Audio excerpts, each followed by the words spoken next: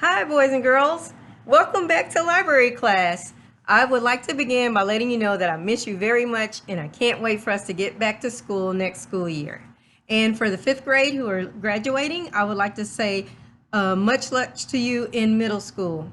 All right, now let's begin with how we always do by going over the 7 habits of highly successful and happy kids. Ready, begin. Habit 1, be proactive. Habit 2, begin with the end in mind. Habit 3, put first things first. Habit 4, think win-win. Habit 5, seek first to understand, then to be understood. Habit 6, synergize. Habit 7, sharpen a saw. Hands go up and hands go down. I can turn myself around. I can stand up on one shoe. I can listen, so can you. I can sit, I'll show you how. Story time is starting now. Great job, boys and girls, great job. Thank you for joining me. Today we have a special book, and so let's begin by going over our 3 important library book words that we go over every time. And let's see who can remember these 3 words. What is this word? What letter does it begin with? Okay, what word is it? Great job. Title. The title of this book is The Napping House. Our next word is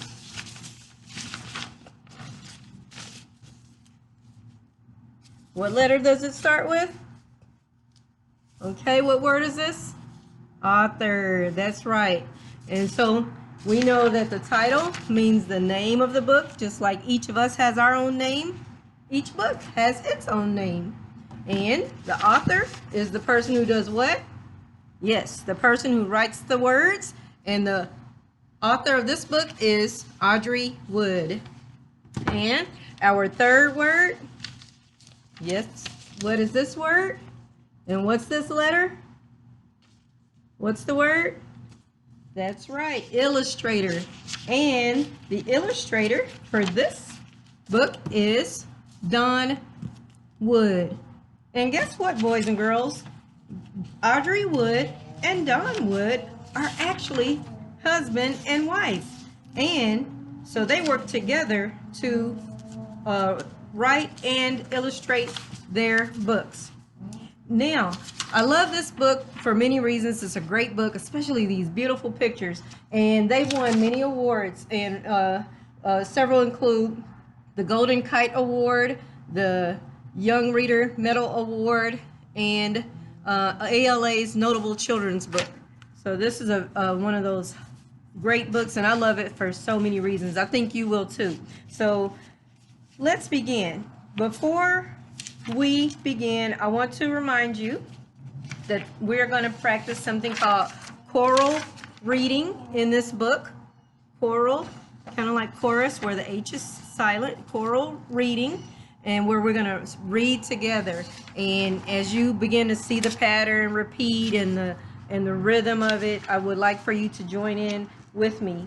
And as we read this book, we're also going to see some things in grammar. And that's why I always save this book for the spring, after you've had a chance to go through school for over 100 days and learn about things in grammar and literature, and including some words we're going to look at in this book, which includes synonyms. Oops, I meant to cover that. Synonyms. Synonyms mean what? Words that mean the what? The same. Words that have the same meaning. And in this book, we're also going to see something called antonyms. And those words mean what? Do they mean the same? No, they mean the what? Opposite. Good job. So synonyms and antonyms. And we're going to focus mainly on something else in grammar called adjectives. Adjectives. What letter does adjective start with? Yes, the letter A. Ad. J. Ek. adjective with the sound on E. Adjectives. Adjectives. So even in kindergarten and pre-K, you know your ABCs. It's time to start sounding out those ABCs and putting it all together. And then you're a reader. That's right. And so what do we know about adjectives? Adjectives are words that... Adjectives are what? Words that do what? Describe. What do they describe? They describe nouns. Adjectives describe nouns. And what are nouns? Nouns are what? They are what? Person, place, or thing, or idea. Nouns are what? Person, place, or what? Thing, or what? Idea. I don't have the word idea on here, but we know that.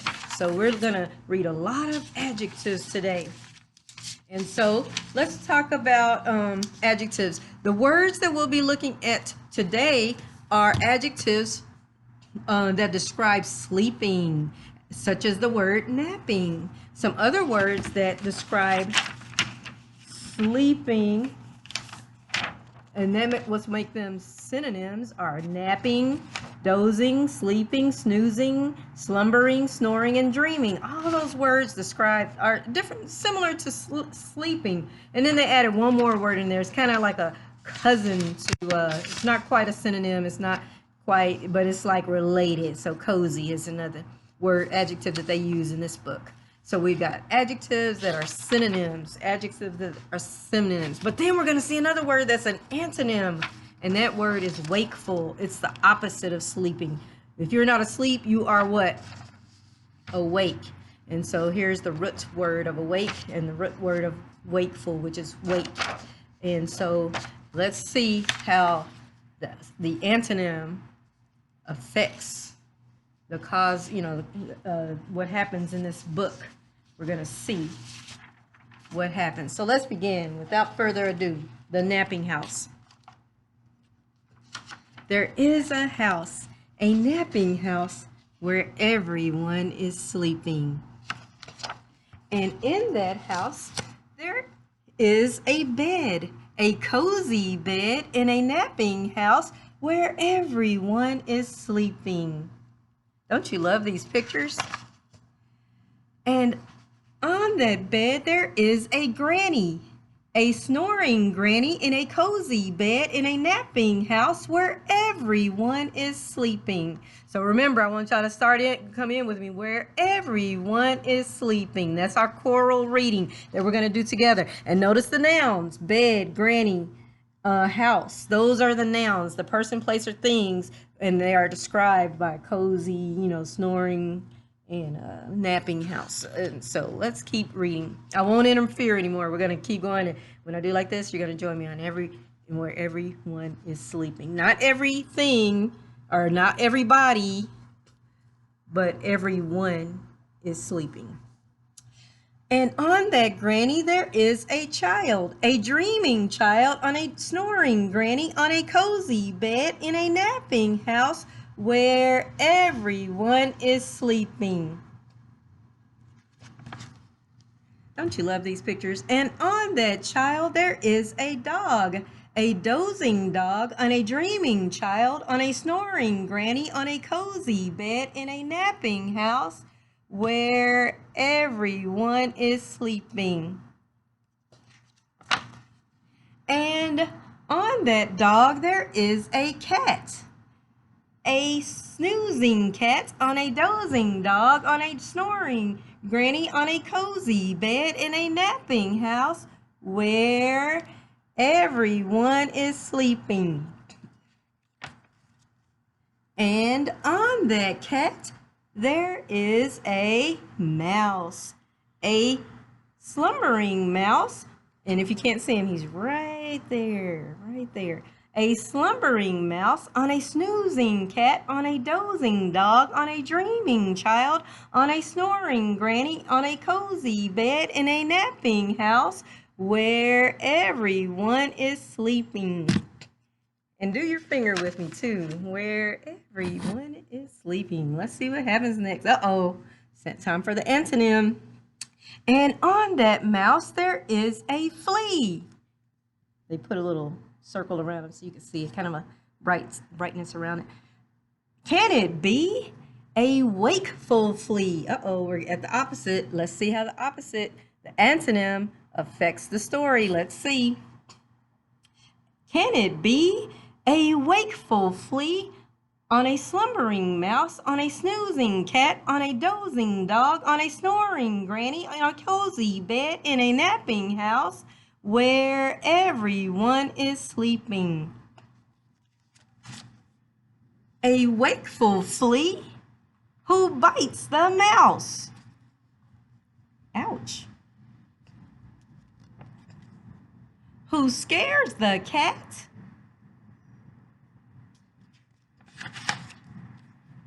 Who claws the dog.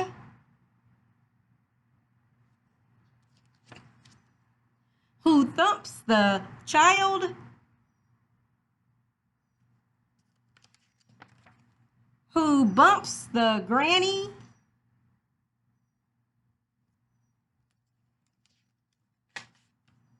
Who breaks the bed.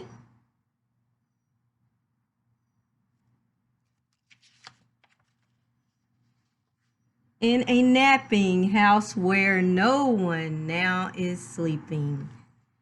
The end. Thank you all for joining me for one of my favorite books. I hope it's one of your favorite books too. We have 2 copies of this book in the library at school, and I'd love for you to check it out one day. All you have to know is one of the important library book words is the author's last name. Starts with what? What letter is that? W. So you have to look in the W's in the easy everybody section to find this book in alphabetical order by the author's last name and know the title. And if you're watching this video before Monday, May the 5th, remember that you still have time. Six Flags extended their deadline one more time. I think one last final time. And parents can, this is the first year that they want parents to register themselves through, online registration. And you would go to sixflags.com/books, sixflags.com/books. Your teacher probably gave you a code back, back in January. And you probably already submitted it. But let's say it didn't happen. Then you can use my code TGGEW because you have to be linked to a school which is linked to a teacher's name. And I'd also like for you to add this to our all school reading log because I'm going to add it to the 50,000 book challenge that our school is in.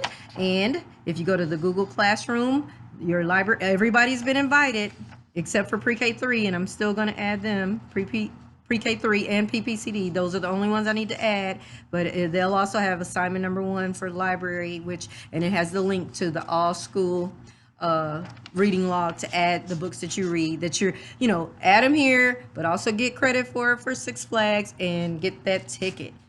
And because reading is fundamental.